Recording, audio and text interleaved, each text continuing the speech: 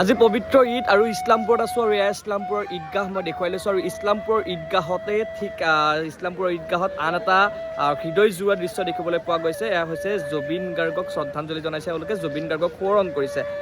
ঈদগাহলৈ নামাজ আদায় কৰিবলৈ অহা প্ৰত্যেকগৰাকী ব্যক্তিয়ে যিমান মানুহ আহিছে প্ৰত্যেকগৰাকী মানুহে প্ৰথমতে এই স্থানলৈ আহিছে আৰু এই স্থানলৈ আহি জুবিন গাৰ্গৰ ওচৰত এপলক ৰৈছে, জুবিন গাৰ্গৰ কথা পাতিছে, জুবিন গাৰ্গৰ গীত আওৰাইছে। সকলোৱে এইদৰে গাইছে যে তুমি যে মোৰ শুকান মনত নিয়ৰৰে চেঁচা টোপাল, আৰু এইদৰে গীত গাই সকলোৱে এবাৰ নহয় এবাৰ এটোপাল হ'লে চকু পানী ওলাইছে। আৰু প্ৰত্যেকজন মানুহে ইয়ালৈ আহি এই স্থানলৈ আহি জুবিন গাৰ্গক সোঁৱৰণ কৰাৰ পাছতহে এইদৰে ঈদগাহত প্ৰৱেশ কৰিছে আৰু ঈদগাহত নামাজ আদায় কৰিবলৈ আগবাঢ়িছে।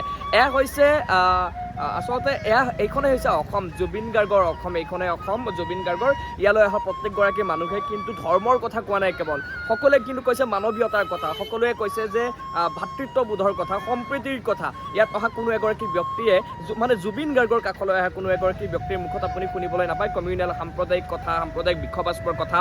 এয়া হৈছে জুবিন গাৰ্গৰ প্ৰকৃত অনুৰাগী আৰু সকলোৱে একে মুখে এটা কথাই কৈছে যে লাগে আমাক জুবিন গাৰ্গৰ ন্যায়। ন্যায়টো মাতিয়ে থাকিম, আশা ৰাখিছোঁ। ইয়াত অহা ঈদগাহলৈ অহা মানে ইছলামপুৰৰ ঈদগাহলৈ অহা প্ৰত্যেকগৰাকী মানুহৰ মুখত এটাই কথা যে তেওঁলোকৰ আজি ঈদ, তেওঁলোকৰ আজি পবিত্ৰ ঈদ, কিন্তু এই পবিত্ৰ ঈদৰ সময়তো তেওঁলোকৰ দাবী যে প্ৰথম দাবী হৈছে জুবিন গাৰ্গক ন্যায় দিব লাগে। আৰু এয়া হৈছে অসমীয়া, এয়া হৈছে জুবিন গাৰ্গৰ প্ৰতি থকা আকুণ্ঠ মৰম, ভালপোৱা, স্নেহ। আৰু এইদৰে তেওঁলোকে আজি ঈদ অৰ্থাৎ জুবিন দাবিহীন প্ৰথমটো তেওঁলোকে ঈদ তেওঁলোকে উদযাপন কৰিছে, পালন কৰিছে। এয়া মই পৰিৱেশ আগৰবাৰ দেখুৱাইছোঁ, ভিতৰত দেখিবলৈ পাইছে সকলোৱে ব্যস্ত নামাজ আদায় কৰিব আৰু নামাজ আদায় হয়তো মই ভিডিঅ' পাব্লিছ কৰালৈকে নামাজ আদায় কৰিছে, কিন্তু তাৰ লগতে এয়া ঈদগাহ আৰু এয়া জুবিন গাৰ্গক স্থান দিয়া হৈছে।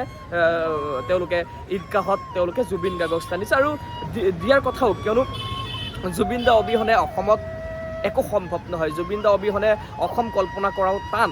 আৰু সেইগৰাকী জুবিন গাৰ্গ আমাৰ মাজত নাই, অকালতে তেওঁক আমি হেৰুৱাইছোঁ, সকলো সুখত ম্ৰিয়মান।